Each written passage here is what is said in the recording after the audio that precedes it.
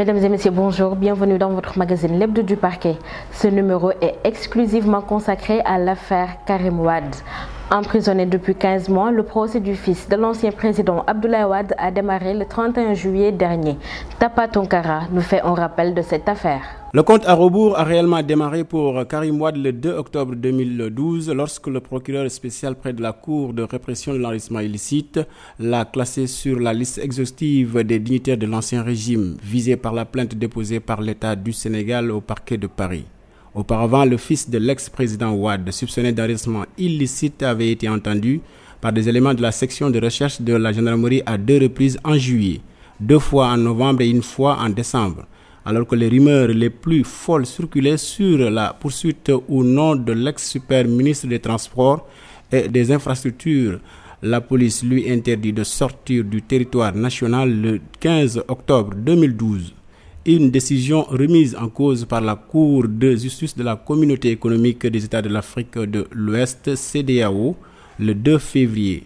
1 mois plus tard, Karim Wade était soupçonné de justifier un patrimoine évalué à 691 milliards de francs CFA, un patrimoine que l'ancien ministre d'État avait notamment bâti à travers plusieurs sociétés immobilières et aéroportières, mais surtout sur une filiale de DP Wood basée à Dakar et dont la valeur représente la moitié de son patrimoine présumé.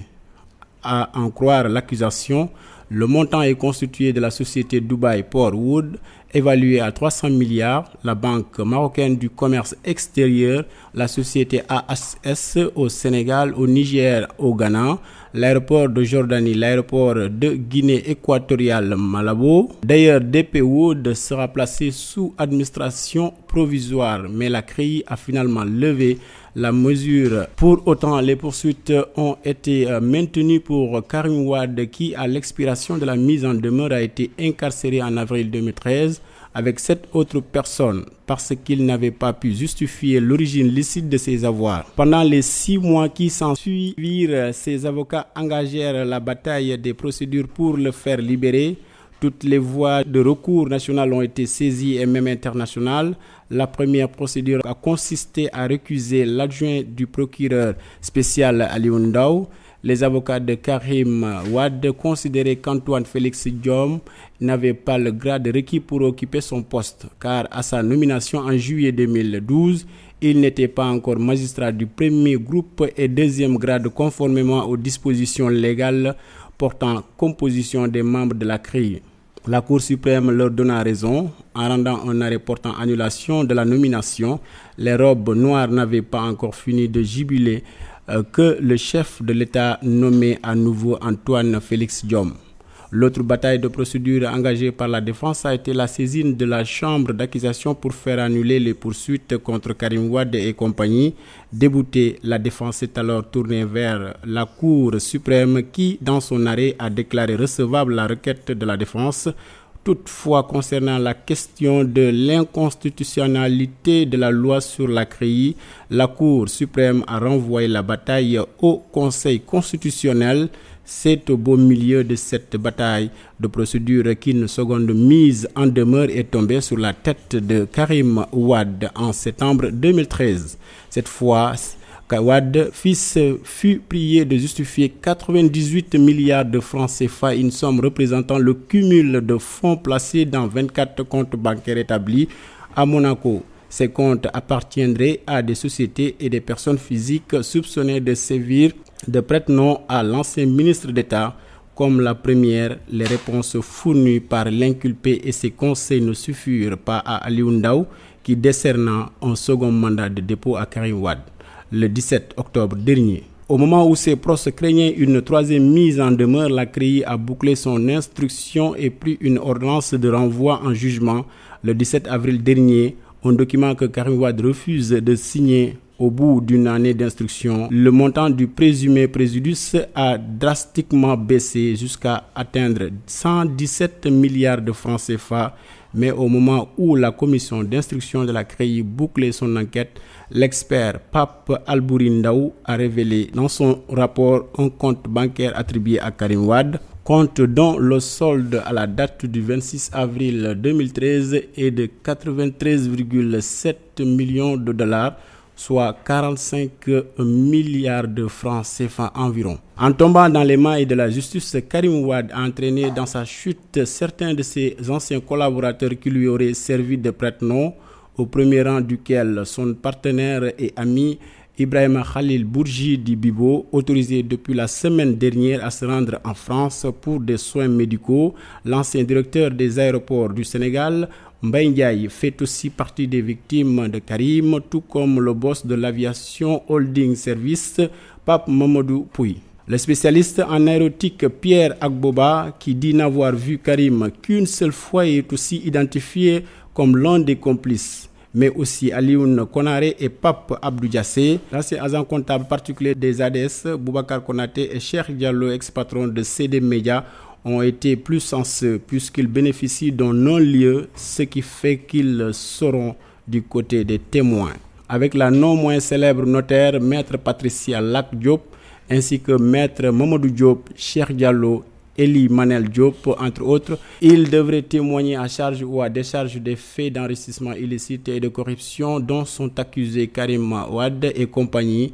Ces derniers devront être jugés devant la Cour de répression de l'enrichissement illicite, n'en déplaise à leur avocat qui estime que leur client est passible devant la haute cour de justice. Merci Tapa. Comme je vous le disais tantôt, le procès a démarré le 31 juillet. Karim Meïssa Wade s'est présenté devant la barre. Henri-François Sarr revient sur cette matinée. À 9h53, le détenu le plus populaire de Rebeuss, tout de blanc vêtu, écharpe de même couleur autour du cou, chaussures noires, fait une entrée fracassante. L'ancien ministre du ciel et de la terre semble avoir perdu quelques kilogrammes, mais a l'air de respirer la forme. Il est accueilli par une foule en liesse qui hurle à l'unisson « Karim président, libérez Karim, Karim moo bëri doole ». Pendant 5 bonnes minutes, c'est l'hystérie totale. Bouche bée, les robes noires contemplent le spectacle. Dans le box réservé aux prévenus, assis à côté de Pape Mamadou Pouy, la quarantaine, il est encerclé par des agents de la brigade d'intervention polyvalente, encagoulés et armés. 10h11, le président de la Cour de répression de l'enrichissement illicite, Henri Grégoire Diop, et les 4 membres de la juridiction spéciale, Ahmad Diouf, Emmanuel Correa, Ahmad Dia et Maguette Diouf, entrent dans la salle. La Cour, crie le greffier. Silence de cathédrale, tout le monde se lève 2 minutes puis se rassoit. Les bruits dans la salle reprennent. Le président Henri Grégoire Diop parle le premier. Je cite, « Nous donnons la parole au bâtonnier qui a tenu à intervenir. » Dans son discours, le bâtonnier Ahmed Ba a fait appel à la responsabilité qui s'adresse à ses confrères sénégalais, particulièrement ceux de la défense, pour leur rappeler que celle-ci se fait toujours dans la liberté et que même si elle est empreinte parfois de passion, cela n'exclut pas la courtoisie. Maître Ba a invité les avocats à éviter l'excès, le souci de se donner en spectacle. Étant donné qu'il y a dans la cause 5 bâtonniers, dont 2 en exercice, il espère que le procès va se dérouler dans les règles de l'art. Bien entendu, poursuit le bâtonnier, la police de l'audience restera une prérogative du président de la Cour, qui a aussi une exigence d'écoute attentive et qui a le loisir de faire preuve de fermeté en cas de nécessité. Tout ceci, souhaite-t-il, se fera dans le respect des droits de la défense. Ce procès restera tranche de vie qui s'en ira. Il ne faudrait surtout pas que cette tranche de vie détruise l'ensemble, à savoir l'image du Sénégal qui est un pays de droit. Après ces sages propos, le président de la Cour fait 2 mises au point. La première concerne le dossier qui, précise-t-il, a toujours été mis à la disposition des avocats du premier jour à la fin. Karim Wade l'a reconnu par écrit dans une déclaration. Ce qui s'est passé, ajoute le magistrat, c'est qu'ils ont accepté à la demande du bâtonnier de mettre à la disposition des conseils la version électronique du dossier. En deuxième lieu, Henri Grégoire Diop tient à ce que tout le monde sache qu'aucune partie n'a demandé à ce que ce procès fasse l'objet d'une retransmission à la radio ou à la télévision. Cela étant dit, il déclare l'audience ouverte. Karim Meïssa Wade à la barre. Après Karim Wade, le président Henri Grégoire Diop appelle à la barre Ibrahim Abou Khalil Di Bourgi. L'un de ses conseils maîtres, Gadel Ndiaye, s'approche du président pour lui tendre un certificat médical. La suite avec Marie-Pierre Bebga. Le juge lance. Vous connaissez la procédure. Les avocats n'ont pas droit à la parole si leur client n'est pas présent. Une fois de plus, il se met debout et suspend l'audience. Les militants se signalent. Karim.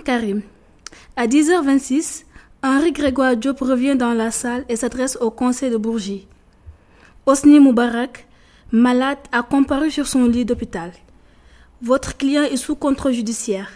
La moindre des choses était de produire le certificat médical avant l'audience. Devant cette situation, le président décide d'appliquer l'article 132, alinéa 2 du Code de procédure pénale. Celui-ci stipule en substance qu'après la mise en liberté provisoire, si l'inculpé ne se présente pas à l'audience, le juge peut décerner un mandat d'amener. À 13h18, Ibrahim Abou Khalil dit Bibo Bourgi, cheveux poivre sel, en chemise courte manche, pantalon jogging, chaussures de chambre, perfusé, s'appuie péniblement à la barre. Finalement, le président a décidé pour des raisons humanitaires de laisser rejoindre la clinique et de se présenter ce vendredi pour l'expertise ordonnée. Maître Pierre-Olivier Sur a par ailleurs déploré la façon dont Bibo Bourgi a été convoqué. Il soutient que lui et ses pairs vont apporter la preuve pour l'innocence de leurs clients. Écoutons Maître Sur au micro de la télévision Futur Média. C'est un procès qui est par nature même inéquitable, ainsi que les débats ce matin nous l'ont démontré. Un homme qui était à l'hôpital, sur son lit d'hôpital, en attente d'être opéré, a été convoqué par la force publique. Ce que nous apporterons, nous, c'est les preuves de l'innocence. Les preuves de l'innocence telles que Paris les a déjà apportées avec le classement sans suite. Tout l'argent dont on dit qu'il aurait été dissipé, cet argent, ça représente des sommes tellement importantes que personne ne peut imaginer qu'on ne le retrouverait pas, cet argent. Restons toujours avec ce procès où un incident a été noté. Le procureur Alioune Ndao et Antoine Diome ont été attaqués par un pro-Karim du nom de Moïse Rampino. Ce dernier a été placé sous mandat de dépôt en attendant d'être jugé lundi prochain. Écoutons le récit de Mamfama Gueye-Thiam. Moïse Rampino, voilà un garçon dont le nom restera dans les mémoires de tout ce qui était au procès jeudi. Alors que le procès se déroulait tranquillement, il a surpris tout le monde. Même les agents de sécurité en fonçant d'abord du côté de la cour avant de changer de trajectoire. Se dirigeant cette fois-ci vers Alioune Ndao et Antoine Diome, tout en scandant « Non au magistrat corrompu ». Eh bien, il a été cueilli par les gendarmes et il a été plus tard amené devant la cour de la CREI pour être jugé. Né le 1er janvier 1988, il a été inculpé pour trouble à l'audience seulement avant d'être placé sous mandat de dépôt. Ainsi, il séjourne à Rebeuss où il est voisin de Karim en attendant lundi. Le président a décidé de le juger devant la foule pour donner l'exemple. Maître El Hadj Diouf, par contre, a martelé son refus de voir d'anciens ministres prendre la défense de Karim Wade. Il est toujours au micro de la télévision Futur Média. Ils ne sont pas agents de l'État. C'est curieux, c'est ridicule, c'est grotesque, c'est même inélégant. Après avoir servi un État,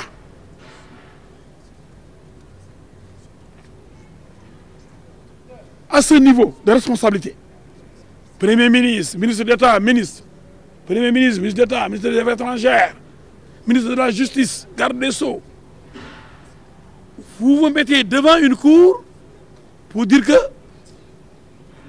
vous n'agissez pas au nom de l'État. Vous n'avez jamais agi au nom de l'État, donc vous n'êtes pas agent de l'État. C'est moi qui ai soulevé la question. Mais je l'ai bien préparée. Mais je ne peux pas ajouter une question aussi sensible sans m'attendre à une victoire. Moi, je savais que ces gens n'étaient pas des Congolais envoyés au Sénégal.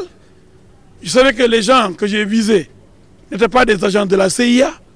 Quand je posais la question, je savais que j'avais affaire à d'anciens premiers ministres, d'anciens ministres, qui étaient donc des agents connus de l'État et non du privé. C'était le moment fin à votre magazine L'Hebdo du Parquet. Merci de nous avoir suivis. Rendez-vous la semaine prochaine pour un autre numéro. D'ici là, l'info continue sur www.gfm.sn.